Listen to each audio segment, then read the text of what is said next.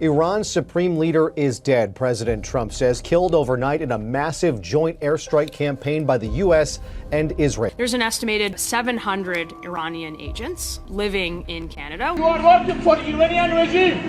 What are you doing in Canada? The Canada Border Services Agency has accused a 20th person in Canada of having been a top Iranian official. I would call that a crisis. There have been actions on Canadian soil which have been foiled. This experience in and of itself may well prove to be a kind of galvanizing or sort of hardening factor. What are the risks, like a regular Canadian? Are they at all at risk here in Canada of these sleeper cells?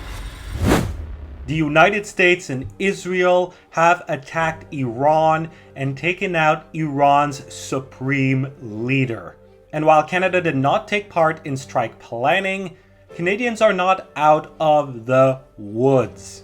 That's because this conflict has exposed something serious here at home, a major national security problem. And that's because there are reports of up to 700 Iranian regime officials living in Canada, including people linked to the Islamic Revolutionary Guard Corps, or IRGC, which is a designated terrorist organization in Canada. One of the people sounding the alarm on this is Michael Bonner. He is an historian and policy advisor who has served 5 ministers across 7 portfolios at both the federal and provincial level, and has written for several of Canada's top publications. In this interview, I speak to him about the enemy within, and I ask him what sort of threat does this enemy within pose to ordinary Canadians like you and me.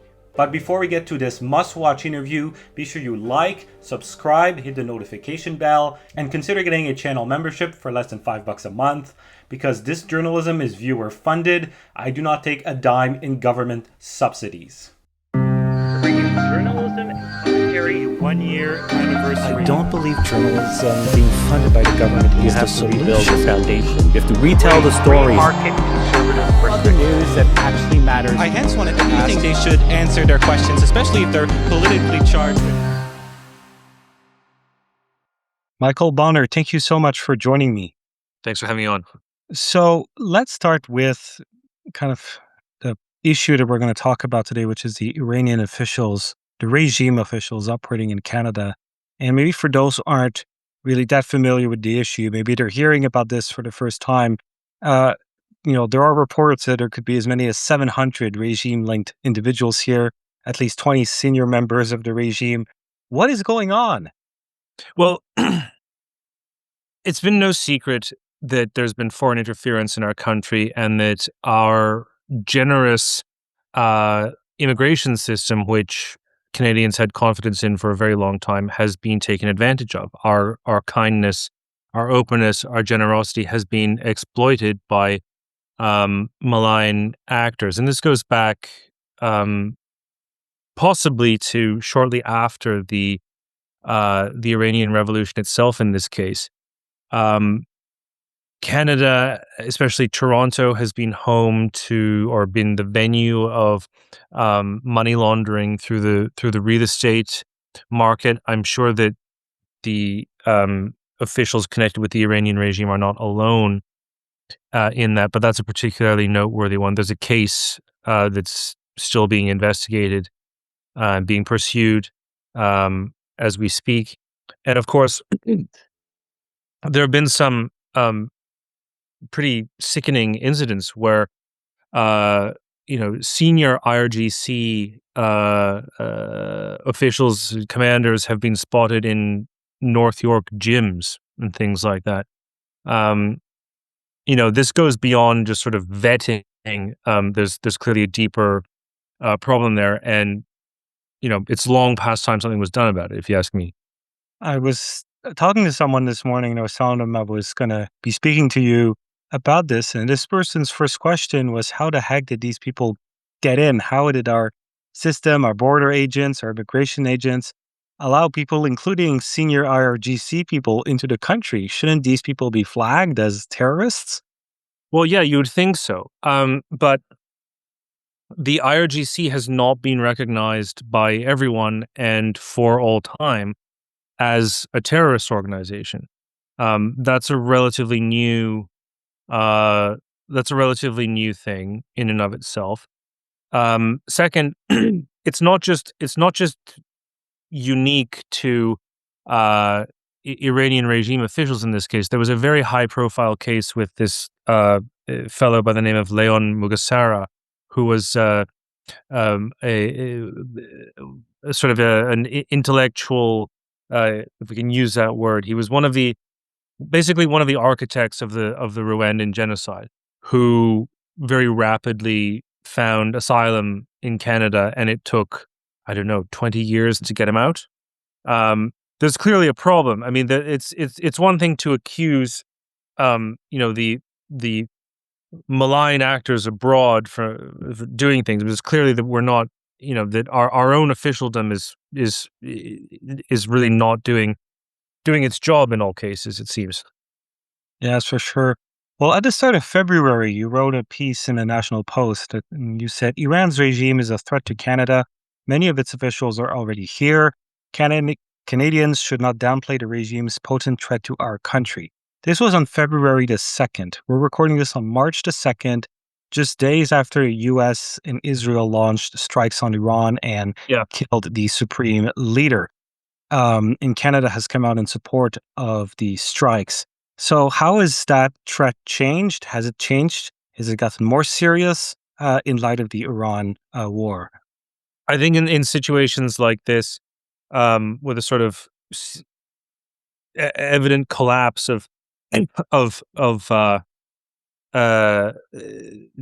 Iranian regime, and believe me, it still has further to fall. But I think that we are it is in the throes of collapse now. I think that that's always dangerous. I can't predict what they may do or choose to try. There are worried reports that you can find online about the activation of sleeper cells abroad, further terrorist activity. Who knows? But for me, the simple fact is that the Iranian Revolution is 47 years old. It has risen with the high tide of globalization at the end of the 20th century and into the 21st, and its reach has only grown. The idea that somehow we've always been, we've been wise to ignore it, or that it can be the regime can be safely placated, or that it can, in some sense, be reasoned with.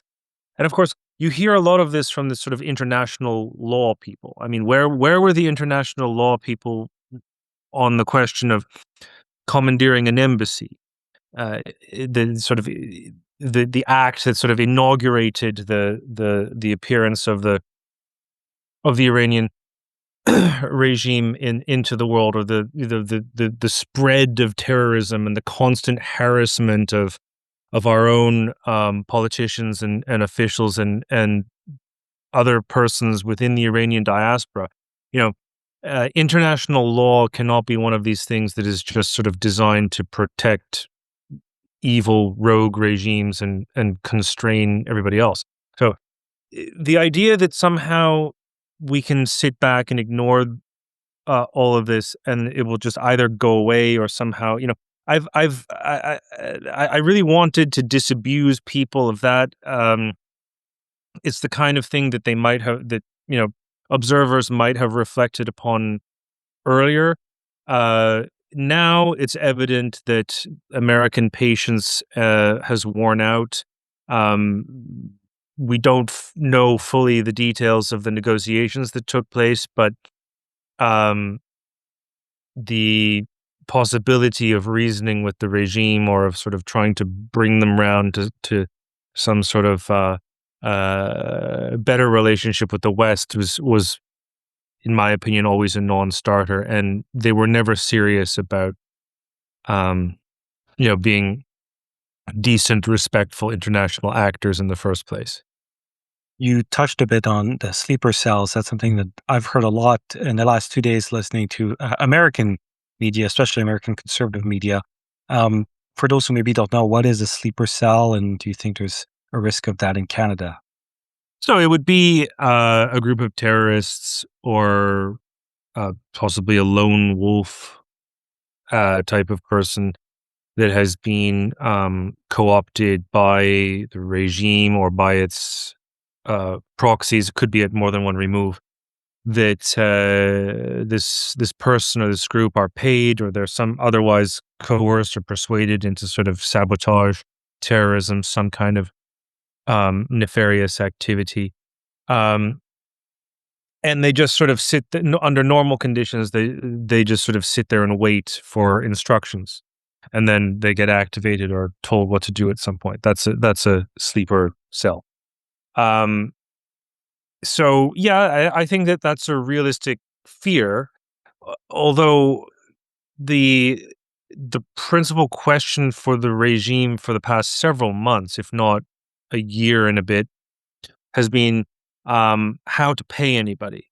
So I wouldn't say, let's not be worried or vigilant, but I think that the regime has been severely crippled and weakened for some time, and the strikes that we are seeing now, which are, according to the American president, only getting started, that this is doing really untold damage.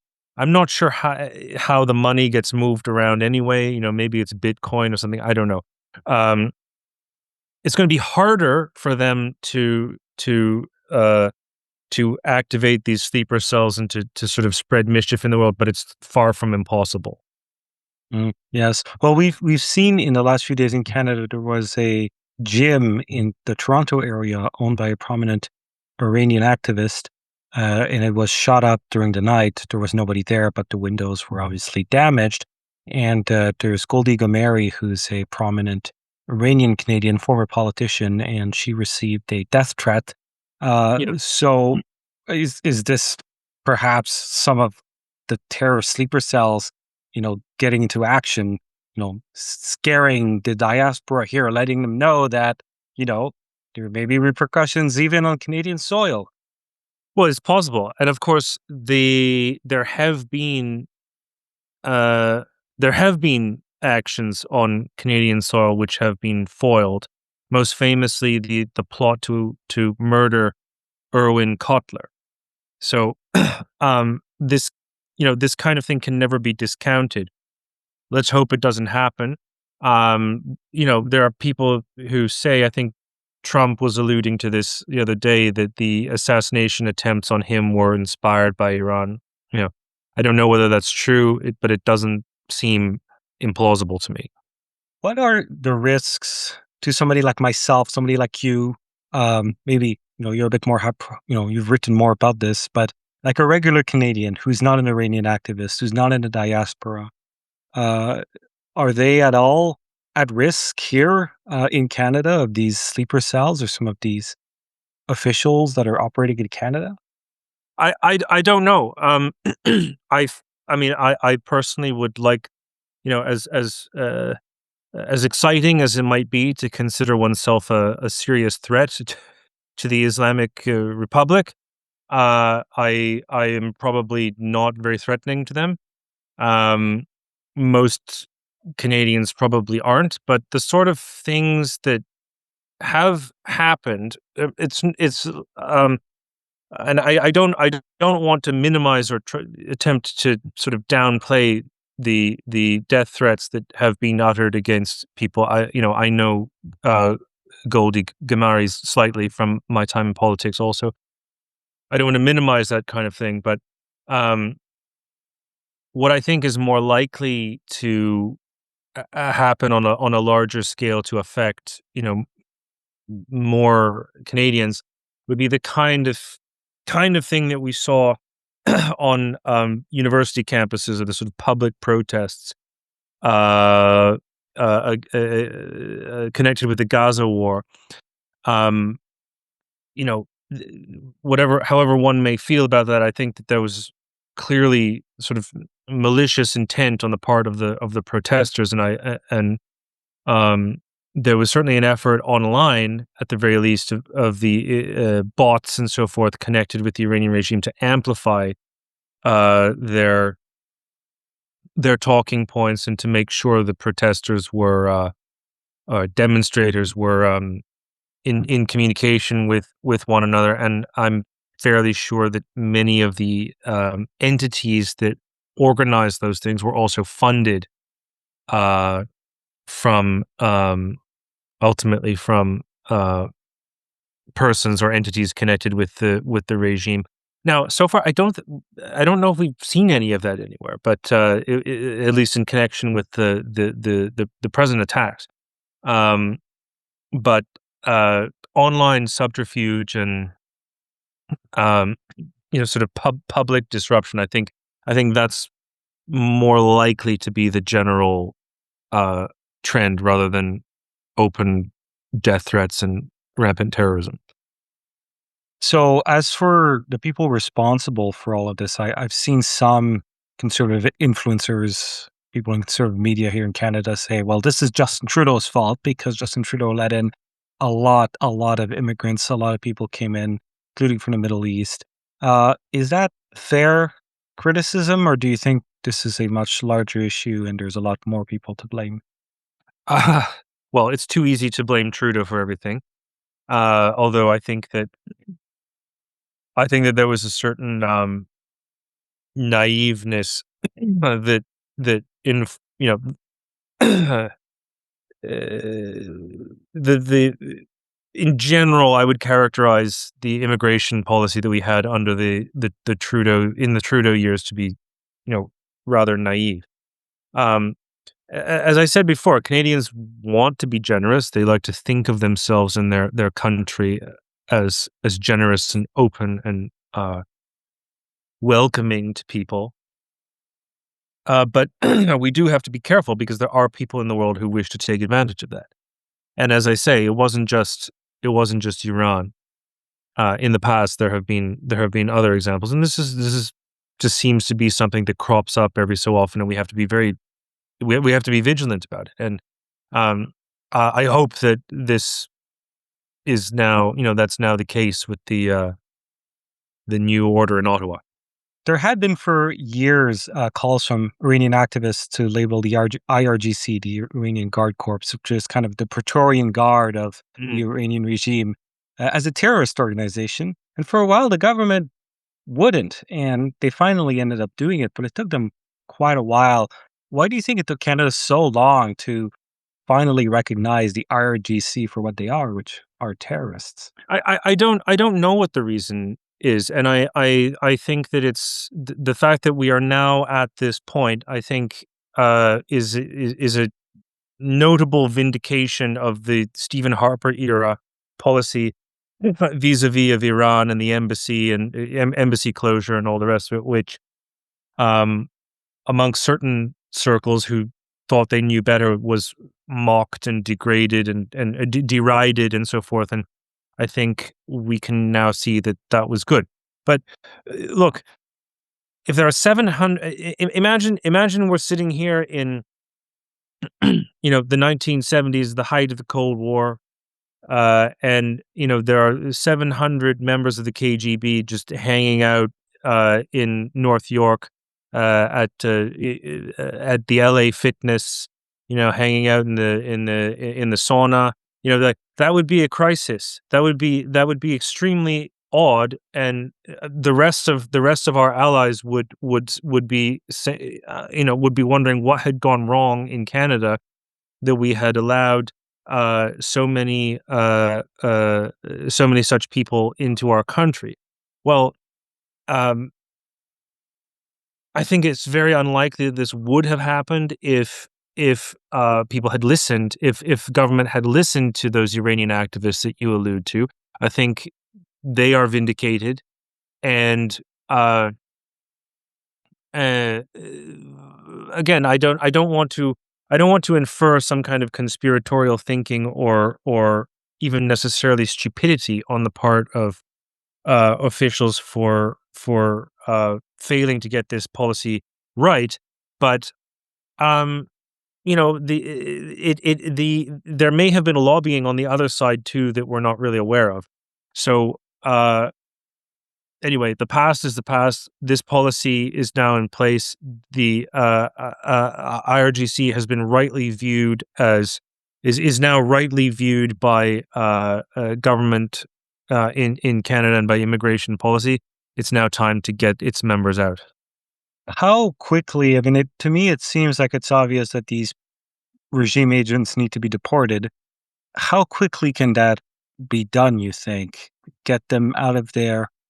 And is there a risk of courts getting involved? Because, we tend to see quite a lot of stories of judges blocking deportations. How easy or hard will it be, or would it be to get these people out? Because, I mean, if you ask me, none of these people should be in Canada. We should not have Islamic regime officials in Canada, right? I So agree. how quickly can we get them out? Well, first of all, I think that one of the things that makes it even more urgent is that the really the worse things get, the more likely in Iran, the more likely it is that people who can will come here or try to do so. So it would be good to sort of clear this up before that starts to happen.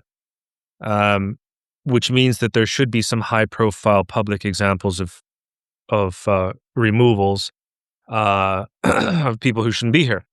But as you say, there is a history. It only takes one or two high-profile cases of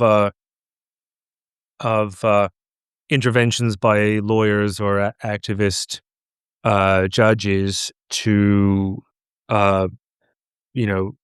set a standard that then other people can follow. I'm not aware of anything specifically connected with the Iranian regime officials right now, but in the circumstance in which we've had a vast influx of temporary foreign workers and foreign students and millions of visas expiring and so forth, this has been in the news off and on over the past 2 years or so.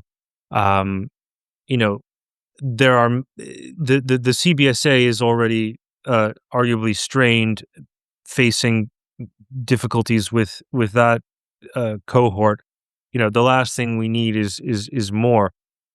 So it could there could be delays. There could be orders to stay deportation.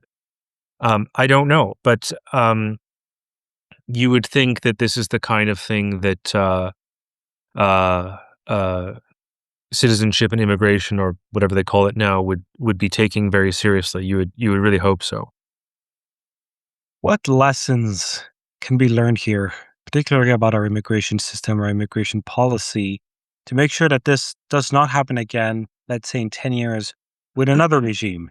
Because as someone who's more of a foreign policy realist, the Iranian regime is not going to be the last problematic regime on the planet. So how can we prevent this from happening again?